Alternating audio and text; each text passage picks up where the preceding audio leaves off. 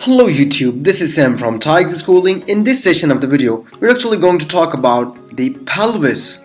So in the pelvis, this is an introductory video in which we'll be talking about the false pelvis, true pelvis, the introduction, the pelvic outlet, inlet, and everything that is in the pelvic cavity, and that comes with the introduction of the pelvis. So let's get started. So the pelvis, the function of the pelvis is actually to transmit the weight of body from your vertebral column to your femur. Here are your femurs, they carry on the weight.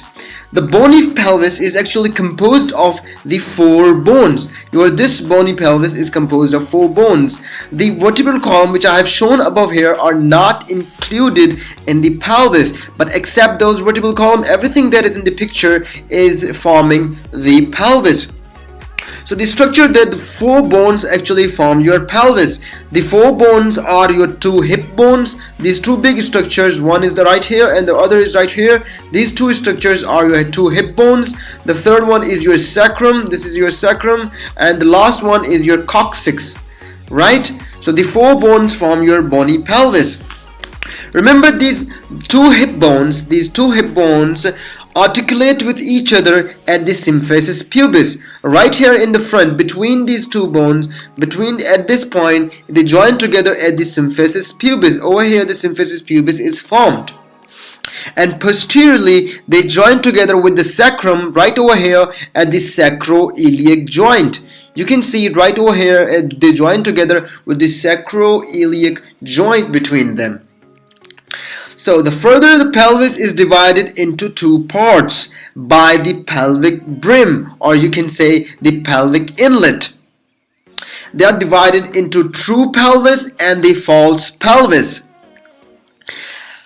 The pelvic brim, which divides the both true and false pelvis, is actually formed by the sacral promontory, the iliopacteal line, and the symphysis pubis.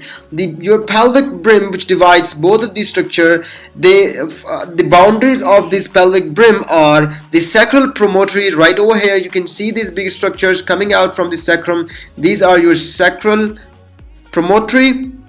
On the posterior side, on the lateral side, you got these lines which I'm showing right here, which is called the iliopacteal line. Let me draw them with a pen. These lines is called the iliopacteal line. So this forms the side of the lateral side of your pelvic brim, and in front over here you got the symphysis pubis. Alright, now let's further and talk about this pelvic brim actually divides into false and true pelvis. Now let's talk about the false pelvis first. The false pelvis is actually the pelvis above the pelvic brim. So the false pelvis is actually formed posteriorly by your lumbar vertebra. You can see this lumbar vertebra forming your false pelvis. This is your lumbar vertebra on the posterior side. On the lateral side, you got this big iliac fossa. This big structure, which is called the iliac fossa. This big structure is your iliac fossa. On this side, the iliac fossa from the lateral side. Posteriorly, you have got this one. We will call it the lumbar vertebra. And anteriorly, and on the lateral side, we have another structure with the iliac fossa is the iliacus muscle. And anteriorly, we have the lower part of the abdominal wall. Over here, the lower part of the abdominal wall extends. So anteriorly, we have the lower part of the abdomen.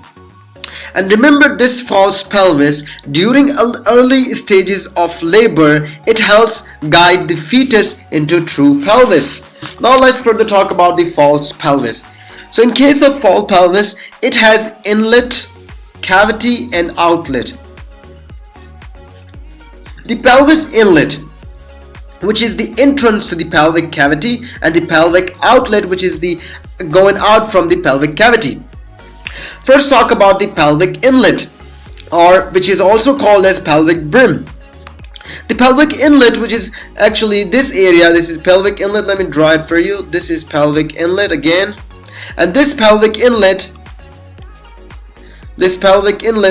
This is the pelvic inlet I have shown you, right? This pelvic inlet formed posteriorly by these big promontory of the sacrum. These structures are called the sacrum promontory posteriorly. Laterally, they are formed. The pelvic brim or pelvic inlet formed by the sacroiliac iliopectineal line. This is right here over the iliopectineal line. And anteriorly, we have got the symphysis pubis. Right over here we have got the symphysis pubis, which is joining to two hip bones anteriorly. So this is forming the pelvic inlet. And now talk about the pelvic outlet. So pelvic outlet is a little bit down out here. Let me draw it. Let me show you. If we move the diagram upward, we can see the pelvic outlet. Pelvic outlet means getting out of the pelvis. So the pelvic outlet is formed by the coccyx posteriorly.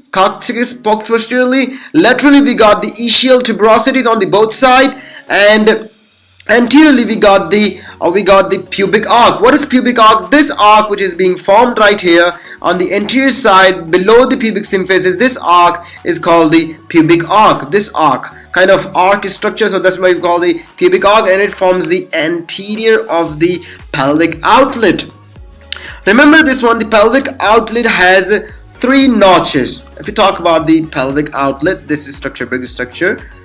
Remember, it has 3 notches. The first main notch is the pubic arc, the biggest arc right here, this biggest arc anteriorly, and on lateral we got 2 sciatic notches. Right over here we got 2 sciatic notches laterally. The sciatic notches are further divided by the sacrotuberous and sacrospinous ligament into greater sciatic foramen and the lesser sciatic foramen. Let me draw it for you. I have covered up it all right over here, right? Okay, we got right over here. This is the sacrospinous ligament. You can see this basic structure, sacrospinous ligament on this side. Again, on the other side, we got the sacrospinous ligament. If I add up another connective tissue to it, we get another structure. Let me put it onwards. And right over here, we got the sacrotuberous ligament. We have the sacrospinous ligament, the sacrotuberous ligament, converting these sciatic notches into greater sciatic foramen and the lesser sciatic foramen.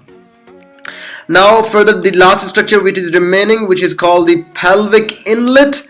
The pelvic inlet is pelvic cavity. The pelvic cavity actually lies between the inlet and the outlet of your pelvic cavity. So which lies between your inlet and outlet, it is short curved canal with shallow anteriorly and wall and much deeper posterior wall. If I see it on the side we see it laterally, we see that it is posteriorly. Let me put it backward. We see that posteriorly it is wider, but anteriorly it is not that much, because you can see it's very shallow right here. But if you go see posteriorly, it is very much wider and it is much deeper to it. That's it regarding the introduction of the pelvis. In the next lecture, we'll be talking about all the bones that are in the pelvis. We talk about the sacrum, pelvic girdle, hip bone, coccyx, pelvic floor, perineum, and everything that is related to the pelvis. We'll see you in the next video. Keep visiting Tiger Schooling.